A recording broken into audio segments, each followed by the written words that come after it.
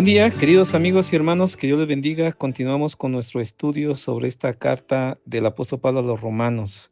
Quiero compartir con ustedes hoy el capítulo 1, versículos 16 y 17.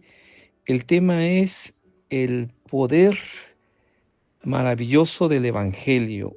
Dice versículos 16 y 17, porque no me avergüenzo del Evangelio, porque es poder de Dios para salvación a todo aquel que cree, al judío primeramente y también al griego, porque en el Evangelio la justicia de Dios se revela por fe y para fe, como está escrito, mas el justo por la fe vivirá.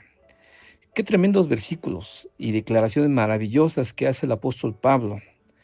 Cuando Martín Lutero leyó este pasaje, quedó impresionado y en shock. Después de haber estudiado tanto, por fin leyó Romanos y estos pasajes impactaron su vida. Y no es para menos. Cuando nosotros entendemos un poquito la situación y la condición del hombre que está perdido, sin esperanza, oscuro, en la ignorancia, afanado por hacer cosas para que le agraden a Dios, por hacer cosas para que uno pueda ser perdonado y justificado, para llevar una vida haciendo cosas buenas, siendo religiosos, para que encontrar el perdón de Dios. Al final de cuentas, la vida sigue siendo vacía, sigue estando hueca. Y no solamente para las personas religiosas del cristianismo o del catolicismo, sino personas del primer siglo, que en realidad también no entendían lo que sucedía después de la muerte. Y muchos de ellos estaban temerosos de lo que venía después. Muchos de ellos seguían la religión solamente de sus padres, pero al final de cuentas ninguna podía satisfacer la necesidad de sus corazones. Ninguna podía darle paz, tranquilidad, esperanza. Por eso, cuando el apóstol Pablo hace esas declaraciones, no solamente impactan en el siglo XV, sino a todas las personas siguen impactando, porque efectivamente esas palabras son declaraciones maravillosas. La primera de ellas es el versículo 16, el apóstol Pablo hace una declaración muy interesante, una declaración audaz, donde dice, no me avergüenzo del Evangelio. Y esto, por un lado, para él, pero por otro lado también para sus oyentes. ¿Qué tanto se avergonzaban del Evangelio de Cristo? Hay que considerar que en ese momento y muchas veces en nuestra vida hay gente que nos juzga, nos critica, nos señala. Y a veces eso hace que la gente se intimide. Eso hace que las personas cristianas pues duden y sean temerosas, sean indecisas, sean fluctuantes en su fe, en su confianza en Dios. Y por eso no comparten el Evangelio. ¿Cuántos de nosotros encontramos personas cerca de nosotros que se avergüenzan de que son cristianos? Porque, quizá por aquella razón, ¿no? Quizá porque, pues, igual al final sus familiares se burlan de ellos, quizá sus padres los critican, los juzgan. La sociedad en la que vivimos, sin duda que también presiona mucho, sobre todo a los jóvenes, para que se avergüencen del Evangelio. No crean que nada más a nosotros, sino que en todos los tiempos, en todos los momentos, ha habido mucha presión para el cristianismo, para el cristiano, para el Hijo de Dios, porque a veces no solamente era avergonzarlos, sino era cortarles beneficios, era cortarles trabajos, cortarles esperanza, anhelos, sueños.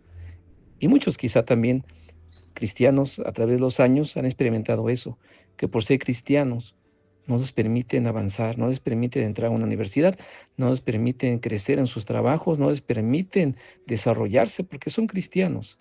Y aunque hoy en día quizá no lo dicen abiertamente, que es por esta razón, pero sí, hay gente mala que estorba para que el cristiano pueda avanzar. Y quizá muchos de nosotros estamos experimentando esto.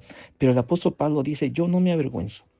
Este es un mensaje de valor, de astucia, que también nos invita a hacer de esa manera, no avergonzarnos de lo que somos en Cristo. ¿Por qué? Porque efectivamente dice que el poder de Dios es para salvación. Esta palabra, ¿verdad? Es el dunamis, de palabra griega, ¿no? De ahí donde viene dinamita, que explota los corazones, explota eh, explosión del poder de Dios. Y así es la salvación que Dios ofrece. Es poderoso para transformar los corazones, para humillar aún el corazón más orgulloso, más creído. Pero también es poderoso para fortalecer y animar a los que están débiles. A la persona más insignificante, a lo mejor, a la persona más débil, el poder del Evangelio lo fortalece, le da astucia, valentía. Con los primeros cristianos, el apóstol Pedro y sus compañeros se pusieron a predicar y a defender el Evangelio. En Hechos dice que la gente se sorprendía y la gente decía, ¿no es estas personas del vulgo? ¿No son estas personas ignorantes? ¿No son estas personas sin letras? ¿No son estas personas insignificantes ante la sociedad? Mira cómo hablan, mira cómo se expresan. Esto es el Evangelio. Así es, da vida eterna, da salvación, da esperanza poderosa. O sea, no es una salvación insignificante, da salvación eterna, pero poderosa, mis hermanos. Por eso nosotros siempre animamos también a que los jóvenes, las señoritas, los niños empiecen su vida cristiana comprometida, porque en el cristianismo, cuando un cristiano verdaderamente acepta a Cristo y se compromete con la iglesia, crece, es poderoso, es valiente. Lo vemos ahorita en los muchachos de la prepa, de la secundaria, de la universidad, que son comprometidos con Dios. No se avergüenzan, saben lo que han creído. Y es interesante escuchar a los muchachos de la universidad cuando comparten su fe a pesar de la presión social en la que se encuentran. Porque así es el Evangelio, poderoso, poderoso para compartir la salvación, para experimentarla y compartir la salvación. Y es lo que nos incluye y dice, verá, al judío primeramente, pero también al griego. Reconocemos que precisamente esa era una de las luchas que había. Y de aquí el apóstol Pablo empieza a decir, espérame, el evangelio es para todos, no es exclusivo. El evangelio poderoso es para judíos como también para griegos. Y obviamente pues aquí también nos incluye a nosotros. Qué cosa maravillosa, mis hermanos. Pero también eso nos hace recordar que el Evangelio, así es como para nosotros, para nuestra familia, para nuestra vida, para nuestra iglesia, pero también debe ser predicado porque es para otras personas.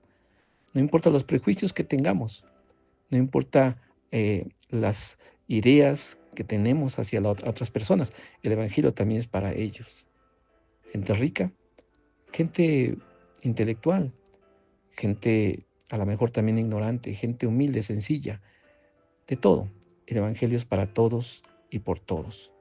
Es una declaración maravillosa y audaz que el apóstol Pablo, pero en el versículo 17 también el apóstol Pablo hace una declaración audaz, pero ahora de Dios, porque dice, porque el Evangelio, o sea, la buena noticia de la justicia de Dios, fíjense, se revela por fe y para fe. Como está escrito, mas el justo por la fe vivirá. Mientras los judíos y mientras la historia decía que para que el hombre fuera perdonado y mientras otras culturas decían y otras creencias religiosas dicen que para tener el perdón de Dios debes de seguir una religión, debes de hacer sacrificios, debes de portarte bien, debes de cumplir la ley, el apóstol Pablo aquí hace una declaración audaz de Dios que se viene escribiendo desde el Antiguo Testamento. Hace una declaración de Habacuc del Antiguo Testamento que se obtiene la salvación por fe y para fe. La fe en Jesucristo. Así es, mis hermanos. No se trata de cuánto hagas. No se trata de cuántos mandamientos obedezcas. No se trata de qué religión sigas o a qué iglesia pertenezcas, sino se trata de la fe que pones en Cristo Jesús como tu Señor y tu Salvador. Y esto, mis hermanos, ya lo había profetizado los profetas de Dios del Antiguo Testamento. Así es que los judíos que en este momento estaban escuchando esta carta pudieron comprender, es cierto, nuestros profetas hablaban de que no era el caso de obedecer los mandamientos, de obedecer la ley y hacer sacrificios para que tengamos el perdón y la salvación, no, sino es a través de una fe verdadera. Así es, mi hermano. Pablo hace esa declaración que Dios había hecho desde la eternidad. El justo por la fe vivirá. El judío, el griego, el gentil, el rico, el pobre, se obtiene la salvación a través de la confianza plena en Jesucristo. Así es. Eso es solamente lo necesario. La religión, los mandamientos pueden ser buenos y nos pueden ayudar en muchos momentos morales, pero el que te da la salvación, te da la vida eterna, es Jesucristo.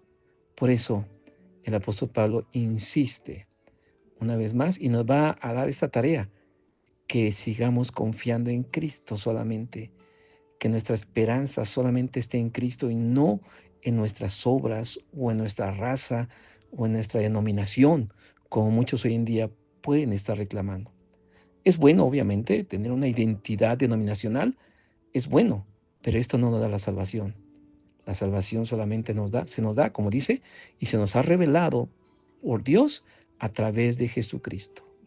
Por eso, mis hermanos, yo les sigo animando que, así como el apóstol Pablo tuvo esa osadía, esa valentía, esa audacia de gritar a los cuatro vientos que Dios era el salvador de su vida y no se avergonzaba para nada, a pesar de que esto le ocasionara muchos problemas y incluso le ocasionó la muerte, que nosotros también, mis hermanos, diariamente vivamos con esta convicción de que Cristo nos ha dado la vida eterna y que vivamos para Él día tras día.